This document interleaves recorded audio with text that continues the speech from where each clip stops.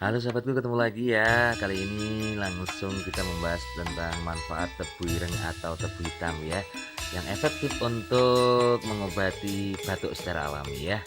Caranya ambil 5 ruas ya tebu hitam, kemudian dibakar di kompor juga bisa ya, pokoknya dibakar. Kemudian cuci bersih ya tebu hitamnya yang sudah dibakar, kemudian dikupas kulitnya, lalu ditumbuk-tumbuk atau mungkin di blender juga bisa, dipotong kecil-kecil ya. Oke, dan minumlah hasil perasan ya tebu hitam itu 1 gelas dengan air hangat menjelang tidur ya. Semoga bermanfaat dan sembuh dari batuk ya.